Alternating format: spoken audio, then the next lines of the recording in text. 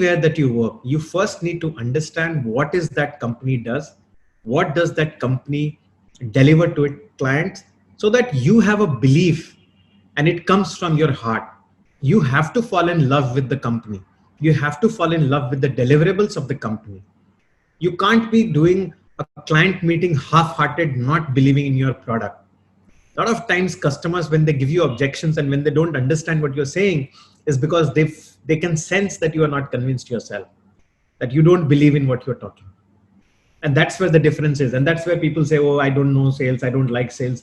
Because I have personally seen a lot of people approaching sales in a very half-hearted manner, not believing in what they're doing. So first and foremost, and typically for starters, people who are starting their career and going to make it big, and as I said in the beginning, this is for anything that you do.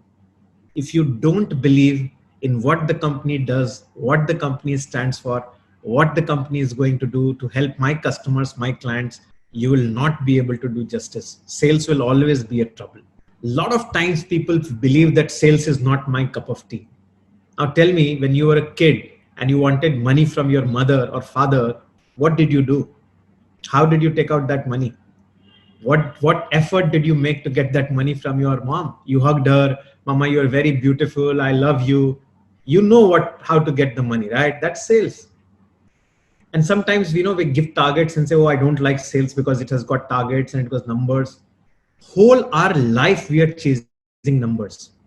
Tell me, when you were a kid, how quickly you wanted to get the driving license, right? We all wanted to get the driving license. And for that, what was one of the most important thing was the age.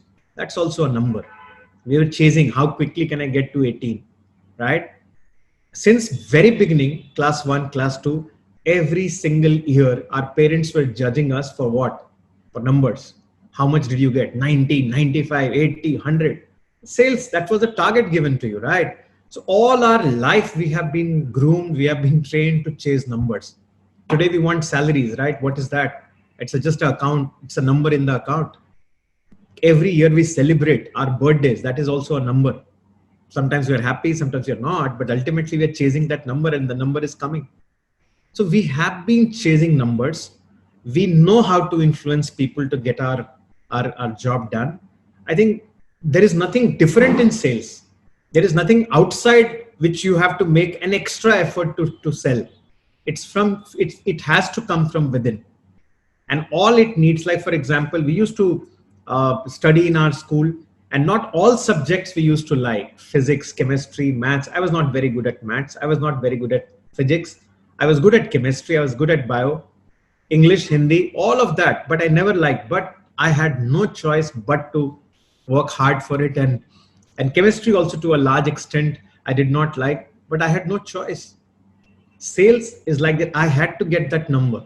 I had to get that number to move to the next level and move to the next class. So I don't understand a lot of times when people say, and I'm sharing this personal example with you because it will help you calm down your mind, because a lot of times because of sales, we come under stress.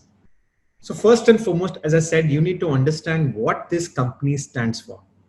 What are the products and services that I offer to my clients? What problem does it solve? Spend as much time as possible to do the groundwork. As they say, it's better to sweat at practice than bleed in battlefield, right? So do the groundwork. Spend as much time in understanding, and I keep telling my team as well that we are not asking you to solve the problem of Indian economy. We're just telling you to sell a product, right? We're not asking you something which is out of this world. So how do you really understand? And then the passion is what? And trust me, your product or any product that you talk about is not going to solve all the problems of my clients. A lot of times people come back with some very, very wacky ideas and crazy thoughts. Like if you're trying to sell a refrigerator and the customer also tells you that, I also want this machine to really make the house cool. Don't try to say that, sir, open the door in the night and then, the same compressor, the same cold air will come out of the refrigerator and it will make your house and the room cold. No, it doesn't work. A refrigerator does what a refrigerator does. An air conditioner does what an air conditioner does. You will have to buy both. You can't do the job of a refrigerator done by an air conditioner, and you can't let an air conditioner do the job of a refrigerator. These two are very, very different products. But sometimes people, I'm just giving an example because a lot of times you will believe that, oh, my product is inferior because it's not able to solve this problem. No, don't worry. One product will solve at best one problem. It will give you one solution. So the confidence has to come from the fact that I know what my product does, but I also know what it doesn't do. And that's where the confidence has to come. And that will only come from your groundwork that you will do to understand exactly what do I stand for and what do I do, right? Second, sales is not something which is external to you and you are going to really, do something extra and you will have to make an extra effort. You're born with it. Since the child, being a child, you have been practicing sales. You have been chasing numbers. So there is nothing which should bother you in the first go.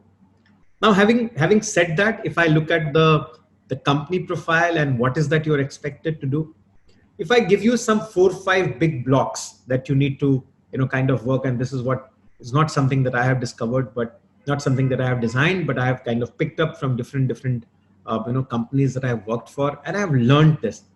First and foremost, once you have done the groundwork of what my company does, you have to prepare a list of prospects. Who are my ideal list of prospects? We call them target group, we call them target audience, or whatever you want to call them.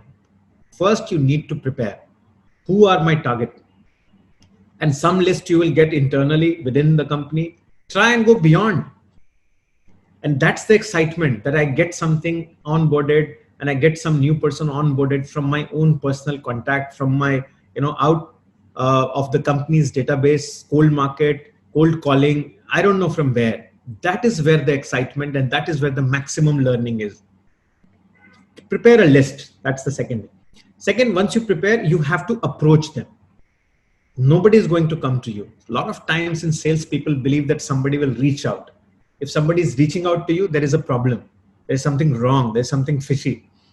You have to reach out to the client. That's the process. So if you open a store for selling milk products or selling general stores, people will come to you. In a business like this, you have to reach out to a client. So it's the other way around. Have that clarity in your mind. In a day, you will have to reach out to 5, 10. I don't know what number do you want to chase, but you will have to chase clients. You will have to reach out to them. They will not reach out to you. That's the second principle. So once you prepare the list, you have to reach out to them. Now, how do you reach out to them? You can send them an email, give them a call, send them a video, whatever is the modes of communication which is available. I think you will have to do that. Third, fix up a meeting. I think when you fix up a meeting with them, obviously it could be, these days it could be digital, it could be over a Zoom call, it could be face-to-face. Fix that meeting. And once you fix that meeting, and you know what? In one of my companies, there was a very good script which we used to follow. And it used to say that always ask the client, when does he want to meet? And give him 2 options. Sir, Monday 5 o'clock is better or Wednesday 6 o'clock is better. Don't leave it open-ended. And once you leave an appointment, the other principle that we used to follow, never leave an appointment without an appointment. So if you are exiting a call and the client says, okay, fine, I've got it. Let me think and come back. Say that, when should I, how much time do you need to think about it? 2 weeks, 1 week, and fix an appointment for Wednesday, next Thursday, whatever it is. So fix an appointment. Ask the client that you would like to meet, and maybe you'd like to fix up a video call to explain what you do and what the company does. Because the product that we are talking about, the service that we are talking about can't be comprehended through an email. The customer will have his own understanding. You need to really reach out to the client, sit with the client, maybe over a video call or Zoom call, and explain what it does and explain what the benefits that the client is going to get. Now, during that process, you will have objections as well. You have to prepare. And you know what? New business, trying to do something new and different, you don't know what objections you are going to get.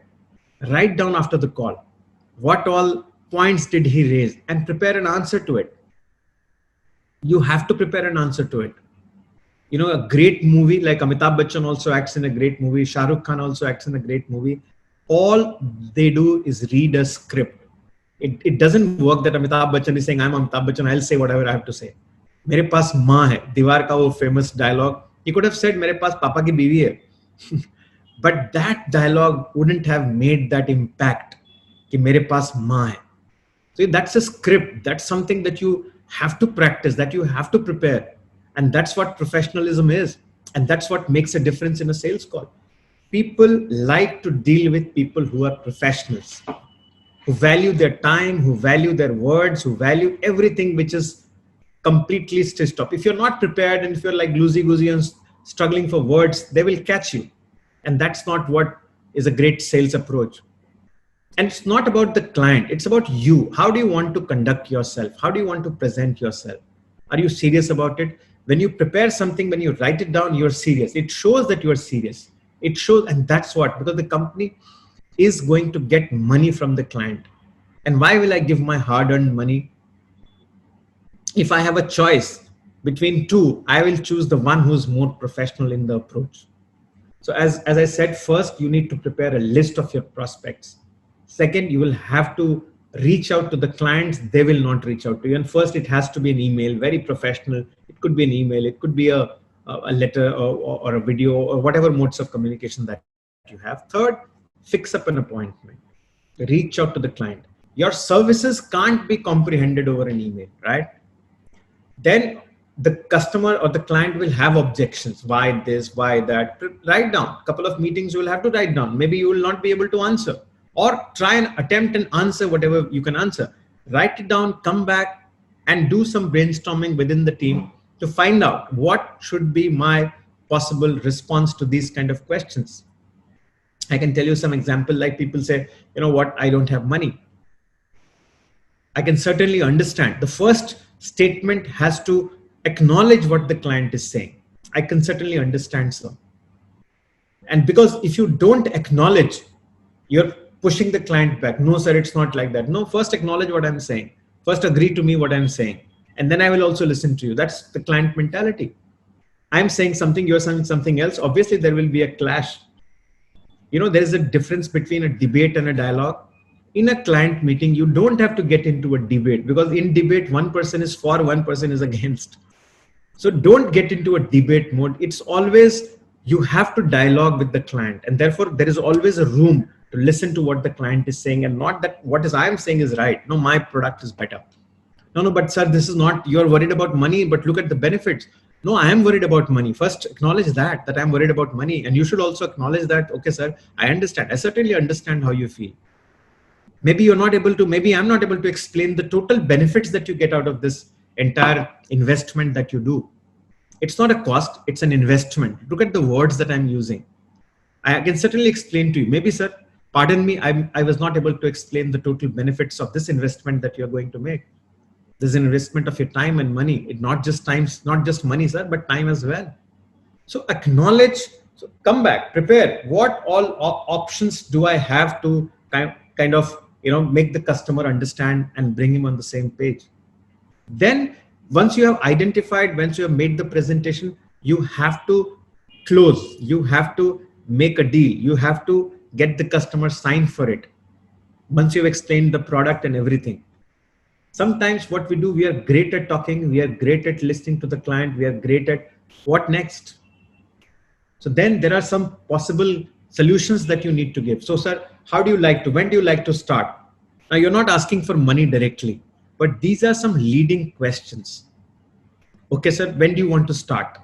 So would you like to start with LinkedIn first, or would you want Instagram to go live first? Now, in your mind, you're already taking him there, right? And this is how, sir, how do you like to make the payment? Through cash, through check, or through account transfer? We have all the options. Maybe cash is not an option, but account transfer or check. Now he's thinking, you're also thinking, who will take this, this point forward? So you may not ask for money directly, but you ask these questions, which are called leading questions. Because sometimes, and then even then the client will say, okay, fine. I understand everything. Okay, let me think and give me a week's time and I'll come back. Now, there are 2-3 different ways to tackle that situation. One of the way is that, for example, when the client says that, okay, let me think about it and I'll come back to you after a week, 10 days, or let me consult some friends or family members. Fine, sir. Absolutely fine. Take your time. But sir, just a honest, this is a personal request that I have. Was I able to make an impact, or did I go wrong? Because it's very important for me to really understand if I did a great job, did I do and present myself well? Is there any personal feedback that you have for me? Did I go somewhere? Did I go wrong somewhere? Was I not able to make the pitch correct? Where did I go wrong, sir? Now that is the time when the client will tell, no, there's nothing wrong with you, but you know what, I was thinking. Then there is another way to take the conversation forward. So it's always good, and maybe there is something that you did not do right. He will tell you, okay, hope you don't mind, but let me tell you that you were a little aggressive and you were not using the right words, whatever. So a client interaction in sales is not just about selling. It's also about learning so that my next call becomes better, because this is not the end of it, right? 2021 or 2020 September is not the final sales call that I'm making. There's one more, there's one more, there's one more. What am I learning from this one so that I get better on the next one and the next one and the next one? So it's not just about, a lot of time people just go to collect the money and put the product on the table and just run. You should utilize this time not just to collect money, but also to learn, because I have to become better. And the next call, I have to become more better than the third one. So in my mind, and I say this to all my team members, if you don't like something, if you don't like doing something, you will end up doing it for a longer duration. If you're doing something, do it with all your heart and passion, you will grow. You will move to the next level. But if you think it's a burden, oh my God, where am I stuck? Why am I doing this? You will do it for the longest time possible. People who move to the next level, do big things in life, make it big, is they enjoy, because they know that this is not the final destination. This is just a journey. And there will be, kind of different kind of experience in the overall journey that I'm going to take of my life. It's never going to end. Today you feel that this sales call interaction with the client is very, very difficult. Imagine the next level and the next level and the next level that you have for yourself. Because everything and anything that we do, it has to talk to some big goal in life.